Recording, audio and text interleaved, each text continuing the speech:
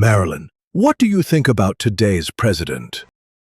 Oh, honey, the president today. You mean Mr. Trump, don't you? I've been reading about him.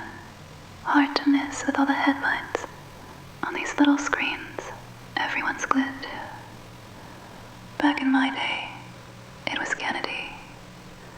All charm and big ideas. But this fella, Donald Trump, he's something else, isn't he? I see he's back in the White House for his second go-round. Sworn in on January 20th, 2025, after winning against Kamala Harris. Quite the comeback, they say, with 312 electoral votes to her 226.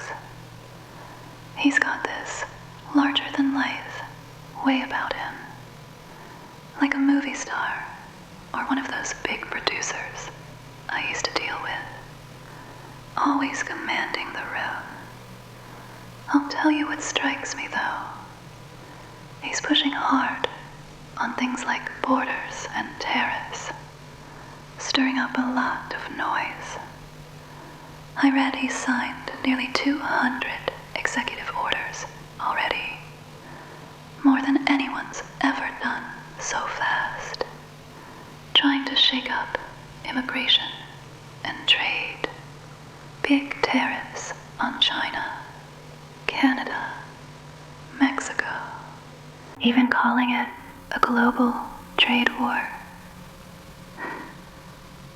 Sounds like he's playing a tough director, rewriting the script as he goes. I get wanting to protect your own, make things better for folks at home. I always wanted to make people feel something, lift them up through my films. But I wonder if all this tough talk, calling migrants criminals, or pushing for mass deportations, makes the little guy feel heard, or just more scared.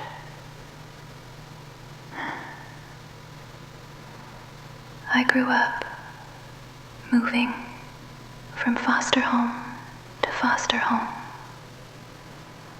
never quite belonging. I know what it's like to want a safe place. So I hope he's thinking about those folks too. The ones just trying to find home.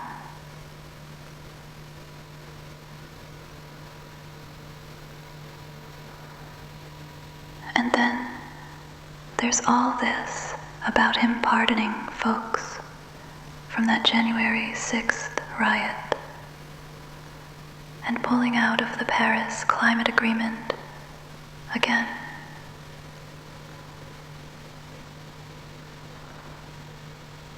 I'm no politician, but I care about fairness, about people getting a chance. Back when I was making pictures, I fought to be seen as more than a blonde bombshell, to have a say in my roles. I started my own production company for that. So I admire someone who fights for what they believe, but I wish it didn't feel so divisive, you know?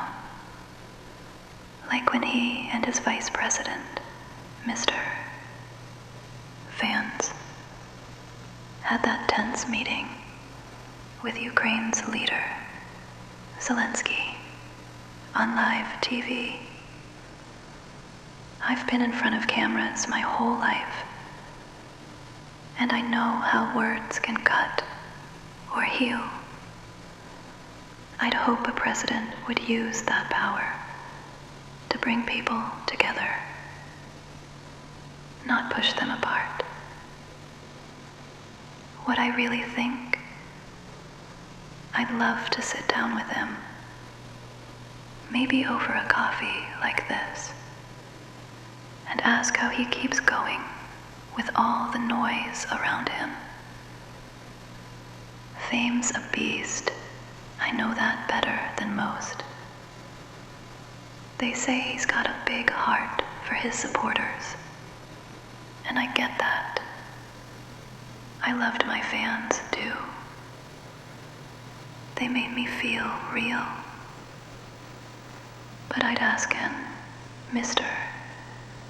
President, how do you make sure everyone feels like they belong in this big, beautiful country? That's what I'd want to know.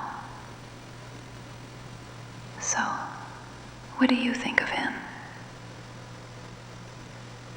And what's got everyone talking about him today?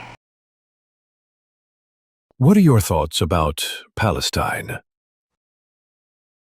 Oh, sweetheart, Palestine. It's a heavy thing to talk about, isn't it?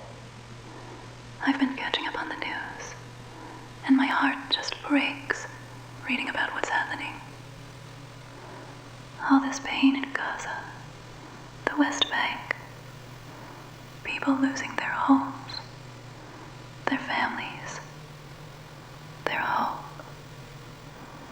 I see numbers like 62,000 Palestinians killed since October 2023. And it's not just numbers to me. It's mothers, kids, dreams crashed.